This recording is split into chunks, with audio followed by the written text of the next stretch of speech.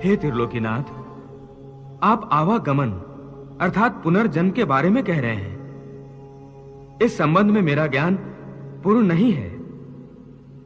यदि आप पुनर्जन्म की व्याख्या करें तो कृपा होगी। पार्थ, इस सृष्टि के प्राणियों को मृत्यु के पश्चात अपने अपने कर्मों के अनुसार पहले तो उन्हें परलोक में जाकर कुछ समय बिताना होता है, जहां वो पिछले जन्मों में किए हुए पुण्य कर्मों अथवा पाप कर्मों का फल भोगते हैं।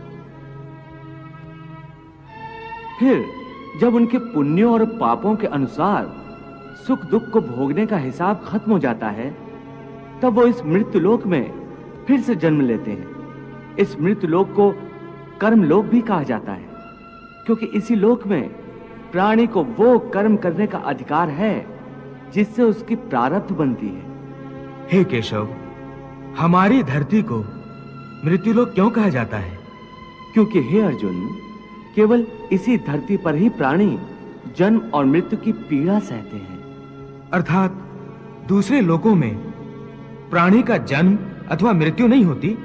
नहीं अर्जुन, उन लोकों में प्राणी का न जन्म होता है और न मृत्यु, क्योंकि मैंने तुम्हें पहले ही बताया था कि मृत्यु केवल इस शरीर की होती है, आत्मा की नहीं। आत्मा तो न जन्म लेती है और न मरती है। तुमने तो यह भी कहा था कि आत्मा को सुख दुख भी नहीं होते, परंतु अभी कह रहे हो कि मृत्यु के पश्चात आत्मा को सुख भोगने के लिए स्वर्ग आदि में अथवा दुख भोगने के लिए नरक आदि में जाना पड़ता है। तुम्हारा मतलब यह है कि आत्मा को केवल पृथ्वी लोक पर ही सुख दुख नहीं होते, स्वर्ग अथवा नरक में आत्मा को भी सुख या दुख भोगने पड़ते हैं? नहीं अर्जुन, आत्मा को कहीं किसी स्थान पर या किसी काल में भी सुख दुख छू नहीं सकते,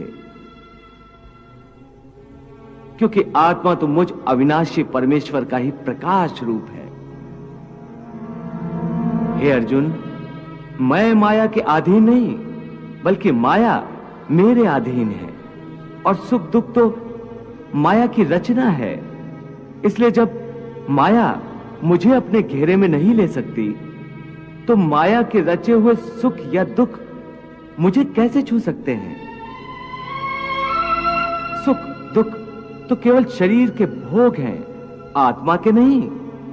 हे केशव, लगता है कि तुम मुझे शब्दों के मायाजाल में भरमा रहे हो। मान लिया कि सुख दुख केवल शरीर के भोग हैं, आत्मा इनसे अलिप्त है। फिर जो शरीर उनको भोगता है उसकी तो मृत्यु हो जाती है, वो शरीर तो आगे नहीं जाता। फिर स्वर्ग अथवा नरक में सुख दुख को भोगने कौन जाता है? जीव आत्मा। जीव आत्मा? हां पार्थ, जीव आत्मा। ये जीव आत्मा क्या है केशव?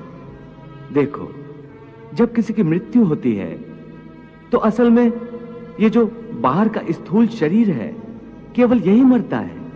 इस स्थूल शरीर के अंदर जो सूक्ष्म शरीर है वो नहीं मरता।